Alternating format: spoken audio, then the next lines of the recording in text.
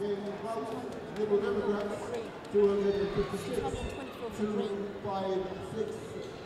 Wait, turnout? It's alright. Party, 619, 619. On that basis, I declare that Sally Prentice, Paul McGlone, and Neil Savaro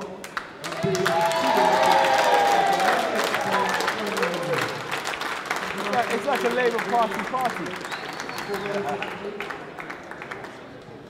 Yeah, what would you like to know, sir? Well, tell us how you're feeling. Results have come in, and you've stood in your first election for councillor in Lambeth. Tell us how you're feeling. What we've seen today is that this has become the Labour party, and Labour have taken majority of all the seats in Lambeth, and they could have stood a lamppost as a candidate in Coldharbour, and it would have got elected. Not because the people love lampposts, it's just because it's a Labour lamppost. That's what's really kind of struck me. The disappointment for me was that the largest obstacle for us was the old West Indian population of Brixton, who just vote Labour because that's what they do. And what you realise is that you're not fighting your political opponent. So when you go to the hustings events, you're not actually arguing against your opponent, you're fighting against the machine, the Labour Party machine. So you can have a party comprised, so the candidates can be very nondescript people.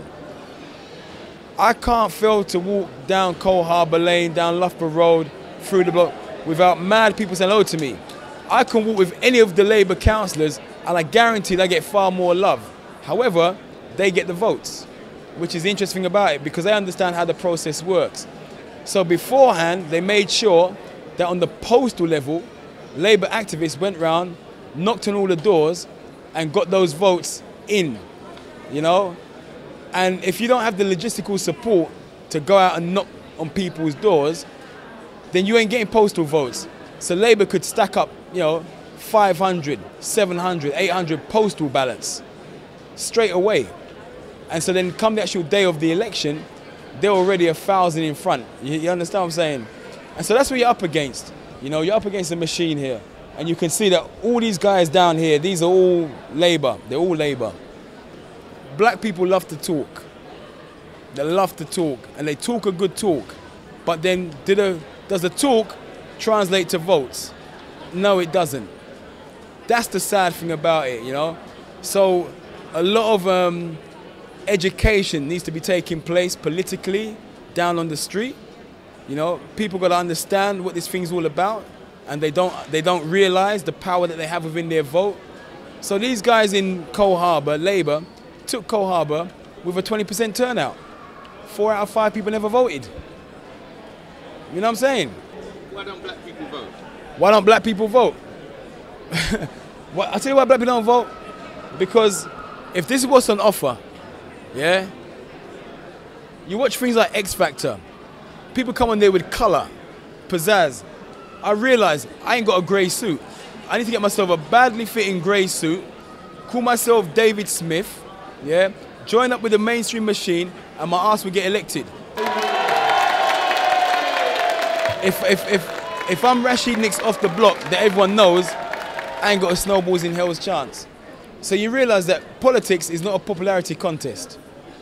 That's why black people don't vote. And the ones who do vote, they vote Labour.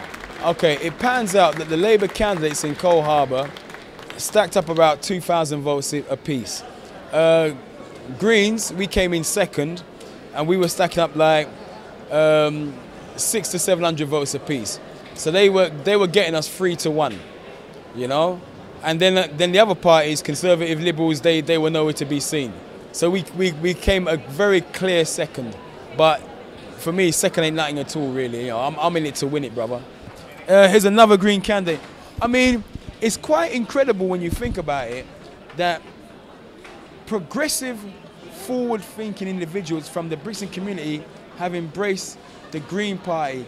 And this is Mr. Elkin Atwell, very well-known man from around the Loughborough region. Elkin, what's going on, big man? How you feeling? Hi, Rashid. I'm tired, I'm exhausted, it's been a long day. The count's just finished, we'll come to a conclusion, and it's looking positive. You see, is the glass half empty or is it half full?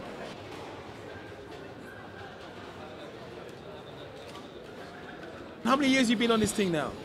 This green tea? God, I lost it, man. It's like green tea, sip it every day. Sip it every day. You know what it is, right? For us from the Caribbean or Caribbean descent, one of the things about green policies is that our whole life, our whole history has been green in the first place. You know, there's nothing new about it being green. Yeah. What it is the popularization of it. You know, people knowing what green's about. You know.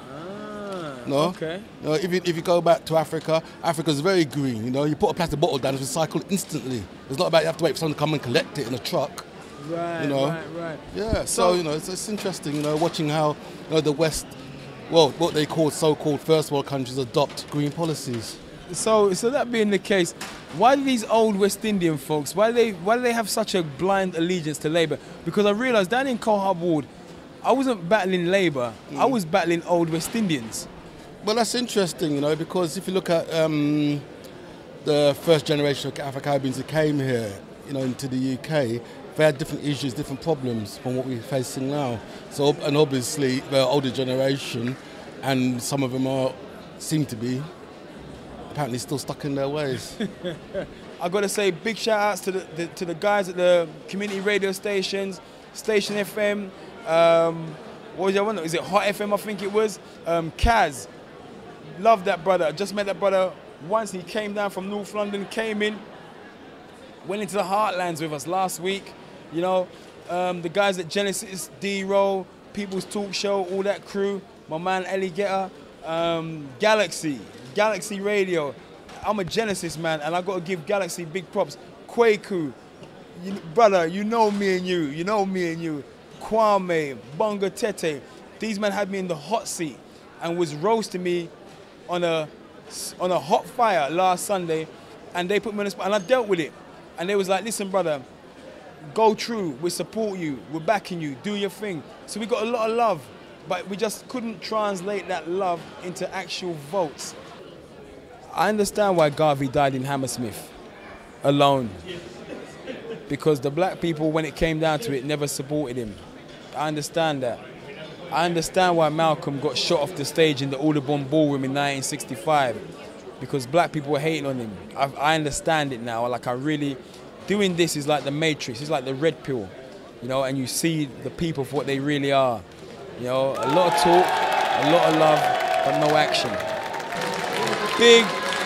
Big shout outs to the brother behind the camera who, you know, when it was required, stepped up with some powerful bits of work on the audio and the video level. So I have to really give credit to the brother behind the camera for putting the work in on that community level.